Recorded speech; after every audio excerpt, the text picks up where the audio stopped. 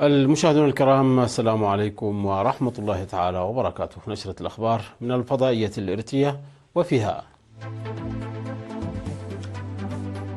رئيس السياسة الأفريقي يلتقي المبعوث الخاص للأمم المتحدة للقرن الأفريقي. العمل على توسيع زراعة البذور المختارة في مديرية دكي. جهود لإثراء الحياة الطبيعية في أعالي القاش.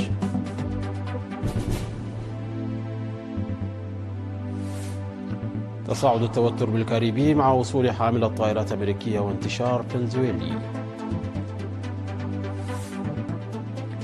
الصين وإسبانيا توقعان اتفاقيات لتعزيز التعاون. وبوتين وتوكاييف يبحثان في الكرملين تعزيز الشراكة الاستراتيجية. أهلا بكم مشاهدينا. استقبل فخامة رئيس السياسة الأفريقي في قاعة لندن بعد ظهر اليوم 12 من نوفمبر المبعوث الخاص للأمم المتحدة للقرن الأفريقي سيد غوان كونغ. وأوضح رئيس السياسة خلال اللقاء الذي ركز على القضايا والتطورات في منطقة القرن الأفريقي أن دور الأمم المتحدة في حل النزاعات لا يمكن أن يؤتي ثماره بالطريقة التي تسير بها الأمور حاليا.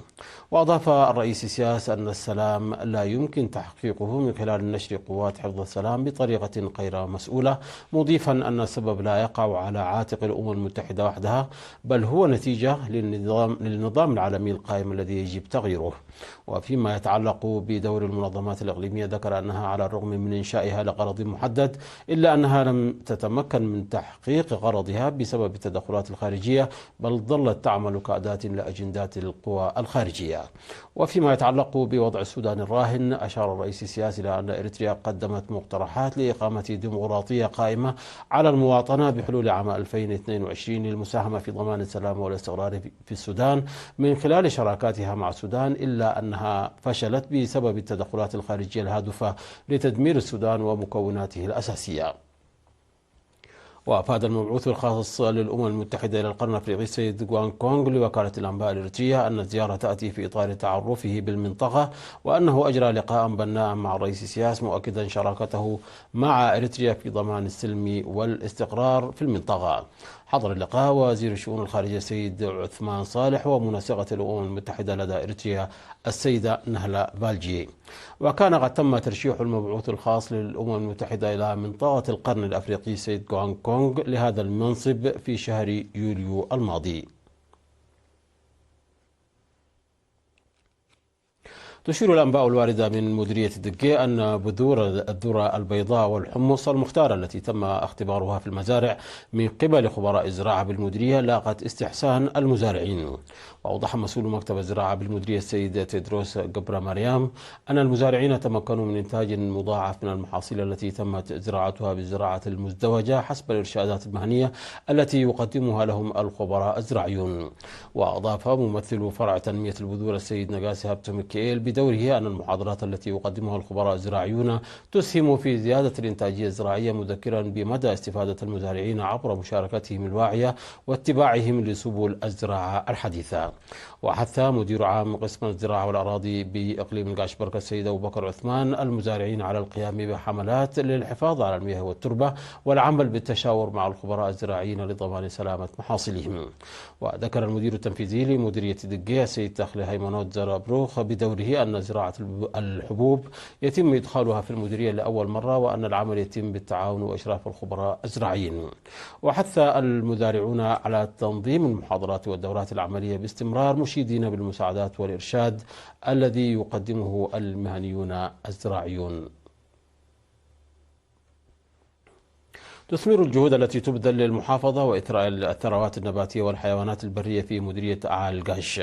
وأفاض عضو مراقبة الغابات والحياة البرية السيد حامد محمد إسماعيل أن انخفاض قطع الأشجار والإجراءات العقابية التي تتخذ تزامنا مع وعي المجتمع المتزايد أثمرت في نمو القطاع الغابي في المنطقة وإثراء الحياة البرية. وأوضح أن عددا من الحيوانات البرية مثل الفيل والنمر والظباء بدأت بالظهور في غابات محكلاي وبوبي والغابات المجاورة لها. وأكد أن 73 عضوا يعملون في مراقبة موارد الأشجار والحياة البرية على مستوى المديرية، وأنهم يقومون بعمل فعال في هذا الصدد. وأضاف مسؤول وحدة التنمية الاقتصادية سيد برخت محاري أنه بالإضافة إلى العمل الذي تقوم به وحدة مراقبة الأشجار وموارد الحياة البرية، فإن التوجيهات والإجراءات المتخذة على مستوى المديرية تعطي نتائج إيجابية، وحث المواطنين بشكل عام والمزارعين والرعاة بشكل خاص على تجنب التصرفات غير المسؤولة والتي تعرض إلى المساءلة القانونية. نظمت إدارة إقليم شمال البحر الأحمر تأهيلا في الإدارة والمحاسبة لمدراء إدارات الضواحي المنتخبون حديثا والمدراء التنفيذيين وجامعي الضرائب والأعيان وأمناء الصناديق ومسؤولي الوحدات والموظفين في مديريتي أدوبحة وقرورة في الفترة من 3 حتى 10 من نوفمبر الجاري. وشمل التدريب مفاهيم الإدارة العامة والتخطيط والميزانية والإدارة المالية وإدارة الأصول والتواصل الفعال وحل النزاعات في أماكن العمل وإدارة السجلات والوثائق وأخلاقيات الموظفين وإدارة المشاريع.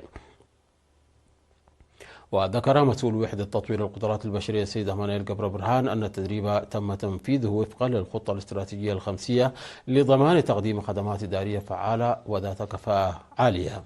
وأشار مدراء مديريتي أدوبحة وقرورة إلى أن التأهيل يتم تنظيمه من حين لآخر لتعزيز قدرات الأعضاء المهنية وتحسين تقديم الخدمات المؤسسية.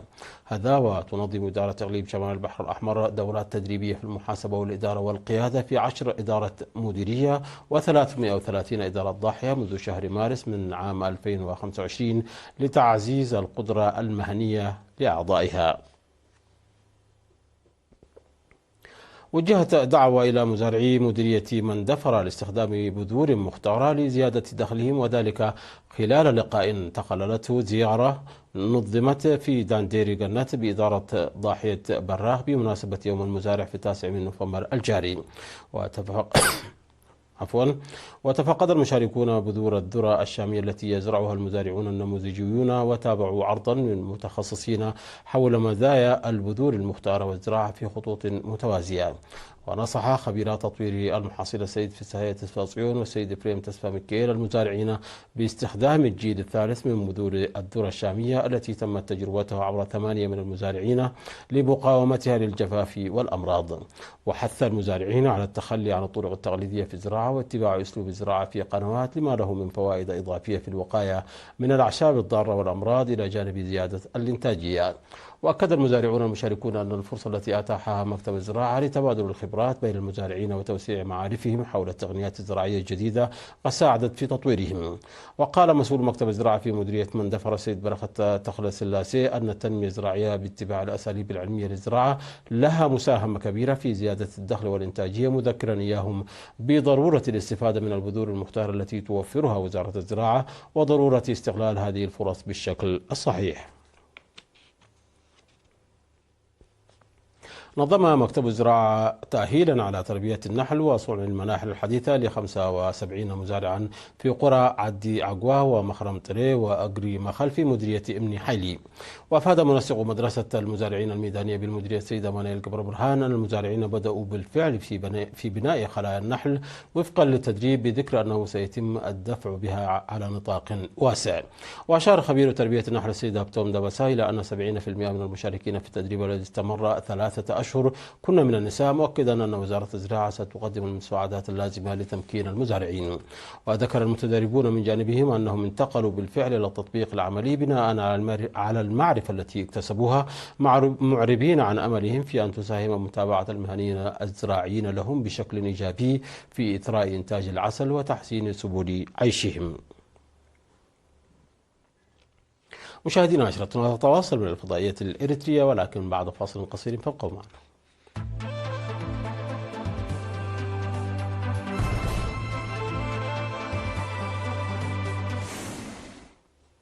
أهلا بكم مجددا. تشهد منطقة الكاريبي توترا متزايدا بعد إعلان وزارة الحرب الأمريكية وصول مجموعة حاملة الطائرات USS جيرالد فورد إلى قبالة سواحل أمريكا اللاتينية في إطار ما تقول واشنطن أنها عمليات لمكافحة تهريب المخدرات. ومنذ أغسطس الماضي تحافظ واشنطن على وجود عسكري في البحر الكاريبي يشمل 6 سفن حربية، مؤكدة أنها تهدف إلى مكافحة تهريب المخدرات إلى أراضيها. في المقابل أعلنت فنزويلا تنفيذ انتشار عسكري ضخم في أنحاء البلاد ردا على ما وصفتها بالتهديدات الإمبريالية الأمريكية. وقال وزير الدفاع الفنزويلي فلاديمير باترينو لوبيز أن بلاده نشرت قوات برية وبحرية وجوية وصاروخية، إضافة إلى وحدات من الميليشيا البوليفارية لتعزيز الدفاعات الوطنية. في غضون ذلك أعلن الرئيس الكولومبي غوستافو بيترو تعليق تبادل المعلومات الاستخباراتية بين قوات الأمن الكولومبية ونظيرتها الأمريكية إلى أن توقف إدارة الرئيس الأمريكي دونالد ترامب ضرباتها ضد مشتبه بهم في تهريب المخدرات بمنطقة البحر الكاريبي، في خطوة تعكس توترا متصاعدا بين البلدين بعد سنوات من التعاون الوثيق في مكافحة المخدرات. إلى ذلك كشفت مصادر أن المملكة المتحدة لم تعد تتبادل المعلومات الاستخباراتية مع الولايات المتحدة بشأن سفن يشتبه بتورطها في تهريب المخدرات بمنطقة البحر الكاريبي. وقع ملك إسبانيا فيليب السادس والرئيس الصيني شي جين بينغ اتفاقيات في تبادل اللقاط وغير ذلك من المجالات، حيث تعهد الجانبان بتعزيز تعاونهما خلال زيارة الملك للصين. وتأتي زيارة الملك في الوقت الذي تواصل فيه إسبانيا رابع أكبر اقتصاد في منطقة اليورو تقاربها مع الصين واستثماراتها، بينما تشهد علاقتها مع الولايات المتحدة توترا في عهد الرئيس الأمريكي دونالد ترامب. وقال شي في كلمته الافتتاحية أن الصين مستعدة للعمل جنبا إلى جنب مع إسبانيا لبناء شراكة استراتيجية شاملة أكثر استقرار استراتيجي وأكثر ديناميكية في التنمية وأكثر نفوذ على المستوى الدولي، خاصة في ظل الوضع الدولي المعقد والمتقلب. ووقع فيليب وشي اتفاقيات لتعزيز التعاون في تبادل اللقاط وقضايا اقتصادية وتصدير منتجات مائية إلى الصين. استقبل الرئيس الروسي فلاديمير بوتين في الكرملين نظيره الكازاخستاني قاسم جومارت توكايف، وبحث الزعيمان سبل تعزيز الشراكة والتحالف الاستراتيجي بين موسكو ونور سلطان. وفي مستهل اللقاء رحب بوتين بنظيره الكازاخستاني معبرا عن امتنانه لزيارته موسكو، مؤكدا أنه على تواصل دائم معه. وقال بوتين أن المباحثات ستتناول كامل جدول الأعمال الثنائي بين البلدين بما في ذلك التعاون السياسي والاقتصادي والثقافي. من جانبه أعرب الرئيس الكازاخستاني عن شكره لنظيره الروسي على حفاوة الاستقبال، مشيدا بعلاقته الشخصية الوثيقة مع بوتين الذي وصفه بالرفيق الكبير، مضيفا أنه يتطلع إلى تبادل وجهات النظر معه بشأن القضايا الدولية الراهنة. أعلنت وزارة الدفاع التركية مقتل 20 عسكريا جراء تحطم طائرة الشحن تابعة لها على الحدود الأذربيجانية الجورجية. وتحطمت طائرة الشحن العسكرية من طراز سي 130 أمس في بلدية سيجانجي الجورجية بعد إقلاعها من قادجة في غرب أذربيجان متوجهة إلى تركيا، وقتل 20 شخصا هم جميع من كانوا في الطائرة. وعثرت فرق الإنقاذ والبحث الجورجية على جثثهم. ونشرت السلطات التركية أسماء العسكريين 20 وصورهم، وتقدمت بالتعازي لعائلاتهم، مشيرة إلى أن تحديد سبب تحطم الطائرة سيتم بعد فحص دقيق للحطام من قبل الفريق التركي المختص. ونقلت وكالة الأناضول عن هيئة الطيران الجورجية قولها أن الاتصال بالطائرة فقد بعد دقائق من دخولها المجال الجوي الجورجي، ولم تصدر الطائرة أي نداء استغاثة. مشاهدينا، قبل الختام إليكم تذكير بأهم ما جاء في هذه النشرة من أنباء. رئيس السياسة الأفريقي يلتقي المبعوث الخاص للأمم المتحدة للقرن الأفريقي. العمل على توسيع زراعة البذور المختارة في مديرية دقي. جهود لإثراء الحياة الطبيعية في مديرية أعلى القاش.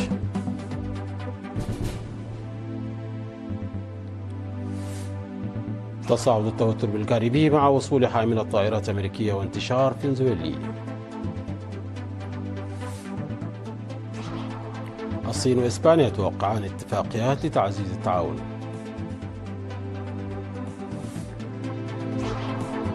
وبوتين وتوكايف يبحثان في الكرملين تعزيز الشراكة الاستراتيجية. مشاهدينا، انتهت النشرة. شكرا على حسن المتابعة. تحية لكم أينما كنتم. إلى اللقاء.